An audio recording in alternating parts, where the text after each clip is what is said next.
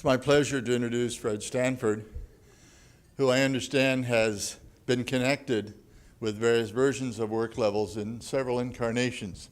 And maybe you'll honor us by telling us the DNA of your energy and passion and how you've learned to do this and how you've partnered and found resources to carry on. I understand you have an exciting startup and you're doing it the right way from the beginning, which would be a great story for all of us. Thank you.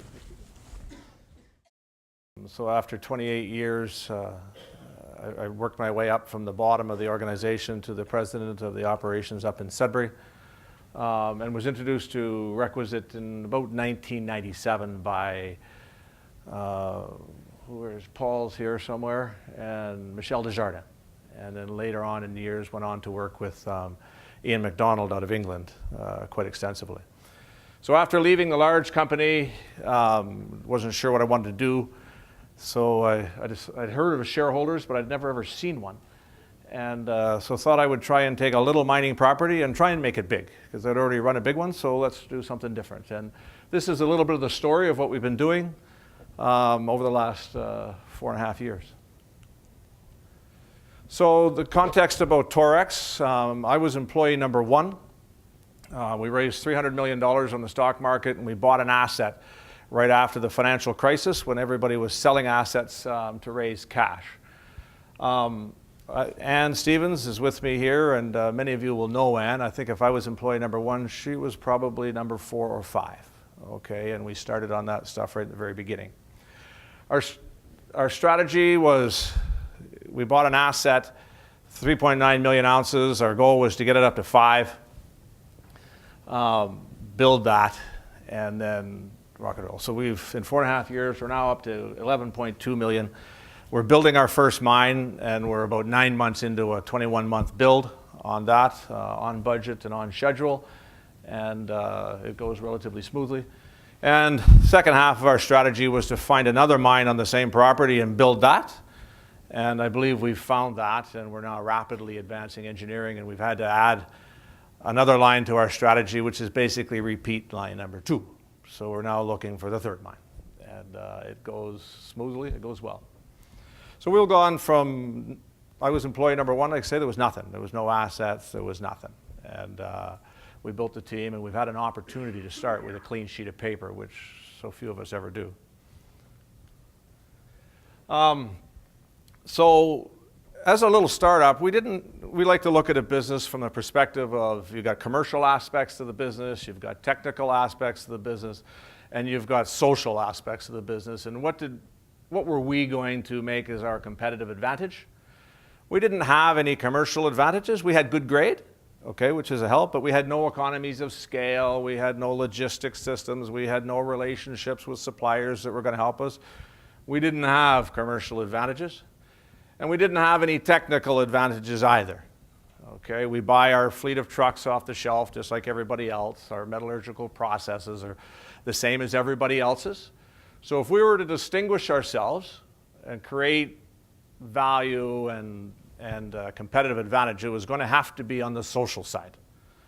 Okay, it was going to have to be how we worked with our employees to be more productive than our competitors. It would have to be how we worked with our communities in order that they welcomed us in, which isn't always the case with mining companies. We tend to be a bit disruptive. So how could we work with communities so that they wanted us to be their partner? And then there's governments, regulators, NGOs, all of the other social aspects of running a mining company, really running any company. We all have those issues. So that's where we chose to focus our energy.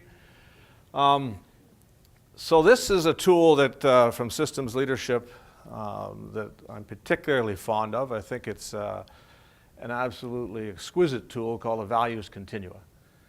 And this is the fundamental model here, is that if you want somebody to follow your lead, whether they're an investor, an employee, government, regulator, they have to see you on the left side of that values continuum.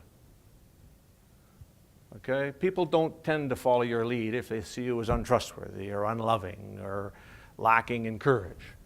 They have to see you on the left. Okay, so how do you start a company and build a company so that people see you on the left of that? Okay. So in our social strategy, it's been my experience in putting in these requisite principles, is that there's a 30 to 50% productivity bump that is possible. Okay, if you can create a work experience where people willingly give the best they have, okay, you can get 30 to 50. It's not even all that hard. Okay, I've worked mostly in large unionized environments, and 30 to 50% is not a stretch in a large unionized environment. And it doesn't take massive change. It just takes doing things smartly.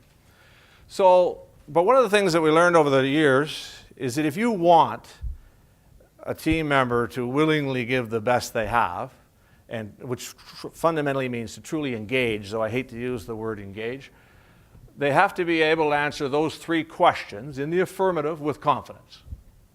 Okay? What do you want me to do? Which often in role description and proper tasking. How am I doing? Okay, daily review of tasks, a constant feedback that we need to give, performance review, performance assessment. And then the last one is, what is my future? Okay, and this applies to a lot more than just employees. The community, what's the future? What is this mine you're going to build going to do to our community? What's the future for our children? Okay, in terms of jobs. What's our future in terms of jobs, education, etc.? Those 3 questions are pivotal in getting systems in place to answer those 3 questions. Were pivotal to creating that work experience that we needed. And so the HR systems that we've gone on and built are designed to do that. Okay, when we say implementing RO, I don't know if I understand what that means, but if we can put in systems that will let employees answer those 3 questions, it's quite a tangible outcome.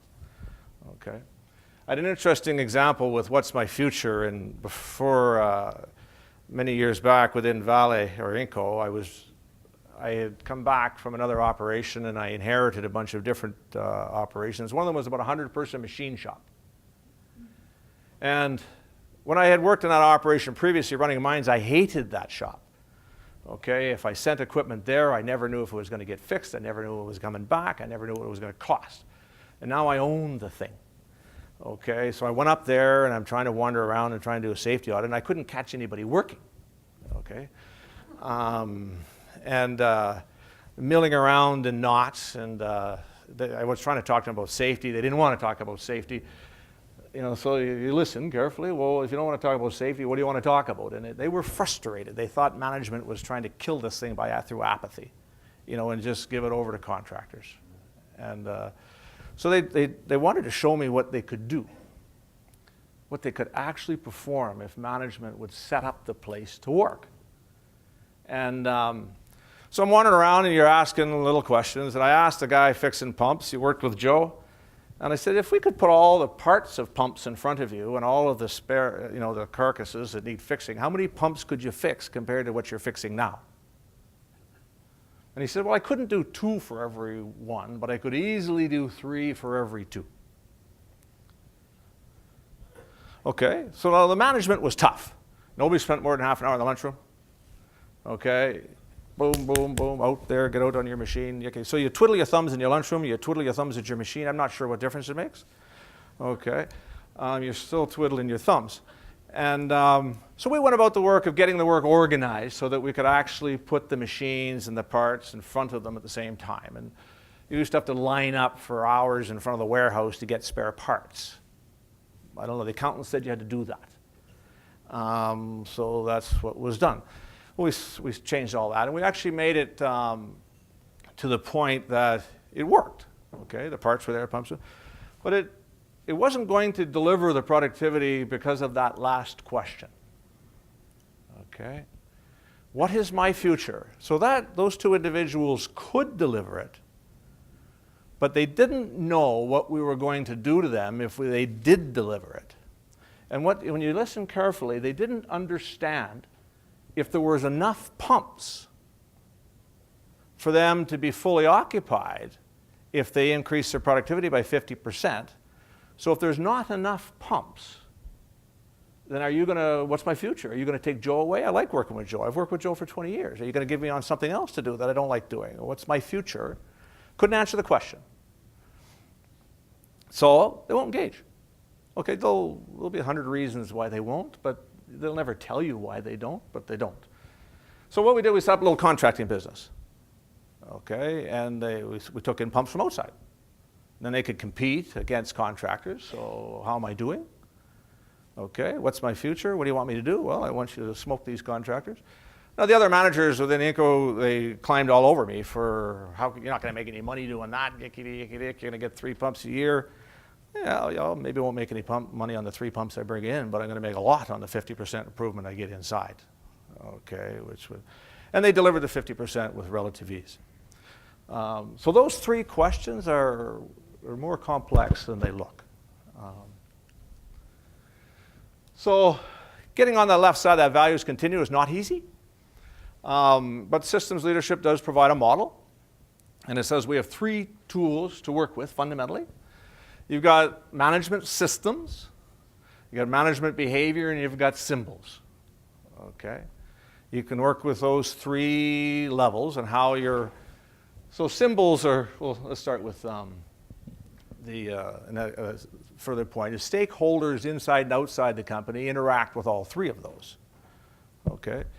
You know, if any stakeholder, whether it's an employee or a supplier or a government regulator, comes to your mine site and there's litter all over the place, and the symbolism of that is not good. Okay, and if they want a parking lot, and in Canada there's Tim Hortons coffee cups all along the edge of the fence, and they don't really expect you to do a very good job with environmental protection out in the field either. Okay, so those symbols got to be managed. Management systems, we all talk about them. They are extraordinarily difficult to build. Okay, and we design ours, and leads the work on that. We design ours so that they land on the left side of the values continuum. When you interact with that system, is your experience on the left. Does this feel fair? Does this feel honest? Does this feel trustworthy? Okay, in some cases, loving. The men always hate that particular word. They want to change it to fair. But there is a difference between being caring and being loving. Okay, and it's not as, we don't whack it up on the side of the furnace usually. But there's a difference between what you do to take care of somebody that's injured in your mine, and what you do if your daughter was working in that mine to make sure she didn't get hurt in the first place. That's the difference between those 2. Okay, and it matters. And so the systems need to be developed to land and be on the left side. And then management behaviors, we just use the 8 steps of team leadership, which I think is not quite the next slide. So now we started, we bought 3.9 million ounces. We had every confidence we're going to get it to 5, and then we're going to build a mining company out of this asset.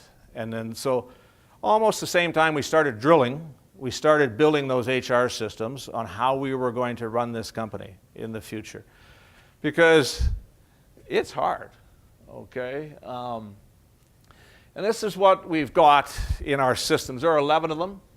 It starts with role description, and we designed all 11 of them simultaneously, okay? Because we wanted them to work together. We wanted role description to work with performance assessment. We wanted role description to work with recruiting, okay, and selection to role. We wanted it to work with discipline. We wanted it to work with removal from role, fair treatment, succession planning, career development. So there was one common flow through your interaction between the systems and the company. It was the most intellectually difficult thing that I've ever done in my life, and I think Ann would agree. But when you design 11 simultaneously, the work was extraordinarily difficult, but the result is elegantly simple. Okay, and simplicity is what they pay us for. Okay, is elevating complexity to simplicity without making it simplistic. And that's how the senior people add value. So we did that. And there's 11 sort of in that cascading. I don't know if you can read that from back there, but so when we say we had to build management systems, that's some. There's more to management systems. We still need to be getting an operator and a part and a tool and a machine in the same place at the same time. That requires some systematic approach to organizing the work as well. It's not just HR systems that make a company work. But the key thing is that no matter what we do, it needs to land on the left side of the values continuum. We started early. Okay, role description lands at the center of these systems because of that first question, what do you want me to do? Okay, how does my work tie to the strategy? What do you want me to do? And you can't put it all in role description, obviously. We try and make it a one-page document, though we do make it 17 by 11. We cheat a little bit, but we may get to a plotter page soon. But its task assignment is independent of these systems. But at a high level, that's what we do. Now, management behavior, there's a great deal of work and there's 1,000 theories. We use this to say these 8 behaviors are what a leader does. Now, somebody may add to that, but I would say if you get these done, you got our 80% knocked. Okay, and if you look at those are all, there's not a slogan in there anywhere. Okay? Those are all observable behaviors. We can see leaders doing that. I can see a leader setting context and purpose for their team member. I can watch them do it. Okay, critical issues are those things that will cause us to fail if we don't deal with it. Okay, so there's a bunch of stuff we know how to do, but there are how-tos and what-ifs. Okay, we know we have to get from here to there. We don't know how to do it, but we know we have to get there, and then there's a what-ifs. Those are the things we don't know what's going to happen, but if it does, we better be ready. Okay, so the leader identifies it. They encourage contributions from their team members in identifying and solving. Somebody said this morning, it's not a democracy. Make a decision. Okay? Assign tasks using context, purpose, quantity, quality, resources, and time. Okay? That's the rest of the what do you want me to do. You monitor progress, you accept and give coaching, and you provide review at the end of the job. And at the end of the job, it's not just what did you do wrong, it's what could I have done to help make that go better next time as well as the leader. Okay? So there's lots of other things that leader can do, but when it comes to behaviors, if all of my leaders, do this, then we're in good shape. Okay, and I don't have to focus on more esoteric stuff than this. Okay, this is plenty. Okay, if you get that pinned, life is pretty good. Okay, and you can get that. The HR systems help with that. Okay, by creating that sense. Now, it says there, most of our employees don't expect much from us.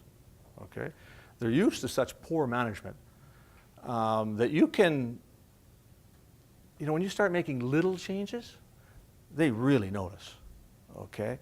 So, we make lots of mistakes as we go along, and not everybody's perfect, and it doesn't roll out perfectly, et cetera, but as it's getting better and better and better, they'll notice, okay? And they'll give you a lot of latitude once they see positive change. Now, symbols are more abstract, a bit harder to explain to lots of folks, but they matter. And and even with our own teams, it's a struggle to get them. I focus very, very significantly on 2 of them. Okay, and housekeeping is one of them. And so when I was running that machine shop I was telling you earlier about, I refused. Like, I'm a housekeeping fanatic. I want that place spotless. I want a place for everything. I want it there. But I refused to let them clean it up when VIPs were coming. Okay, policy, you are not allowed to clean it up. Because my point is the most important people come here every day. We clean it for them. We don't clean it for some VIP that comes once in a blue moon. I don't care if it's CEO. Okay, we clean it. We keep it clean for you because you're the ones who don't want getting hurt. The last one is Another one that we focus particularly on is we only differentiate between people if we can justify it in the work of the role. Okay? So when I was president of the operation up in Sudbury, had 5,000 people. I did not have a parking spot. Okay? Because there's nothing about my work that required me to have a parking spot. I drove to work in the morning like everybody else. I left at the end of the day like everybody else. Okay, so there's nothing in my work that said you should have a parking spot. But the shift electrician that was getting in and out of her truck 10 times a day with a heavy tool bag, oh, she should have a parking spot right by the door. Okay? We can justify a differentiation in a parking spot in the work of the role. So I push hard, executives that want to have better benefits than the workers. Okay? I think a welder should have better eye care than I have. Okay? Their eyes are more at risk than mine. Okay? We differentiate in the work. There's a symbolism to that, and executives hate it. Okay? But such is life. It takes years before leaders get up to running. Now it works. We don't have any money. It's going to take $725 million to build this mine and mill, and it's not like we had any money. Okay, we were a startup and bought the assets. So somebody has to give us money. Okay, and their willingness to do that in a declining gold market and a junior gold market's not been pretty. So this is, you might call it, it says NAV here. This is the percentage in your share price, the percentage of your future cash flows that your investors give you credit for. Okay? So depending on how they view the team and the asset, they might give you, at the lower end, they're going to get this blue line, I don't know if you can see it, this kind of a range between here and here. Okay? So at the bottom end, investors might say this management team and this asset will give them 25% of their future cash flows. Okay? At the top end, you can see, and Torex has consistently defined the top end of what investors are willing to give junior gold companies as in their share price for the asset we have. Like, we've defined the top. You can see right here, always the top. So right here that we dipped down, it dipped up above, and we needed another $300 million from the banks. And there was a little bit of worry that we weren't going to be able to get it, okay, because the market was depressed and nobody was getting financed. And as soon as we got financed that a few weeks ago, we bounced right back up to the top. So we haven't even built the mine yet, and they're giving in our share price 80% of the value of our future cash flows, okay? It's because using the principles, we do what we say we're going to do. Okay, we've solved all of the community issues. Like when we bought this asset, there was a blockade on it. The community had a blockade on it for 2 years. Okay? Get on the left side of the values, continue to stay there. You listen carefully. Most human conflict is one of those 6 values has been offended, maybe 2. They won't tell you which one it is. But if you listen carefully, you can hear it. And in this case was fairness. Okay, it took 4 meetings to figure it out, solve it, and move on. And investors have appreciated that. Now, we started with nothing. Now we're building this mine. There's nobody else building a mine in our space. It's just pounding forward. So, in terms of a question, so you all have implemented these things, and I know there's lots of training programs that we do. So, if anybody's ever read the book Productive Workplaces, this is a beautiful model from there. And it says in life, on any given issue, people are in one of these 4 boxes. You're either content how things are going, you're in denial that you're the problem, okay, you're confused about what to do, or else you're starting to make changes in your life and you're in renewal and you're pumped up and you're changing lots of things, okay, and then you go back to content and life never gets better, you just go round and round and round in circles. Okay, and the example, I usually talk to miners about this, never quite as many women in a room, but the example I say is your marriage. you know, you're working 50 hours a week, and all of a sudden your job changes and you're working 80 hours a week. And you're not home for hockey, and you're not home for baseball, and you're not home for all those things, and you're not doing the chores you used to do, and you know, your significant other is getting a bit upset. You know, life was good, but now she should understand, because you got to put food on the table, right? She should understand. So we might say it's denial. Okay, it's not my problem, it's her problem. She should understand. 6 months later, she walks out. Okay, thinking this is not good. You know, well, forget it. So now there's a chance you move it over into that confused box, okay? And you don't really know what to do. You've got 80 hours of work to be done, and you've got these other things, and then you start to work on it, and you start to solve the problems. And then, you know, she moves back in, and then she said, well, there's other things you've been doing that piss me off too, okay?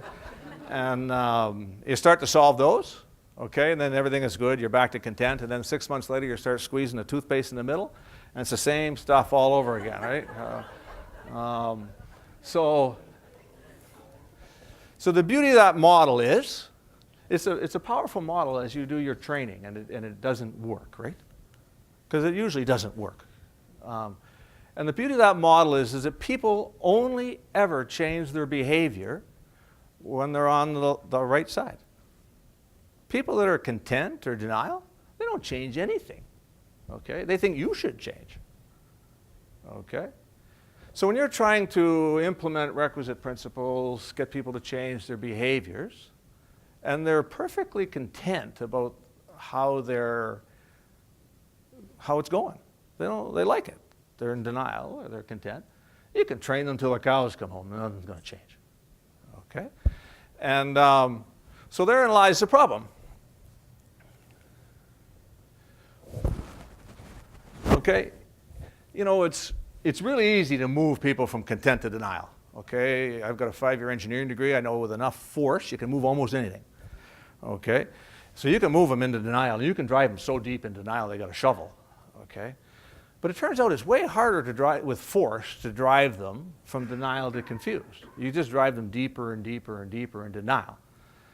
So if you actually want them to change their behavior, how do you get them across that line, okay, so that they're willing to do it? Because more training is generally not effective.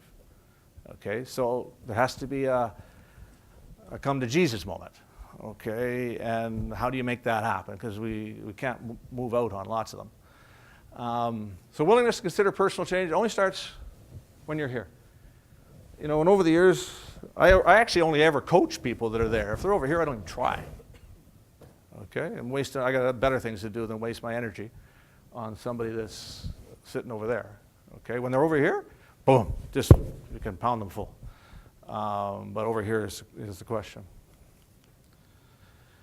And that's my question for the collective wisdom. In your experience, is there a way to get people over there? I don't worry about the workforce. They're easy. Okay, if management behaves halfway decently, they'll happily line up behind the management. It's the management that they're always in the way. And you know, if some of them change, some of them don't, but you kind of need them all, okay, if it's going to actually be an organization. So you can get rid of some of them, but you try and save them first. And generally that means move them across that line. Anyway, I've made it go away. So that would be the end of my presentation. Open to questions.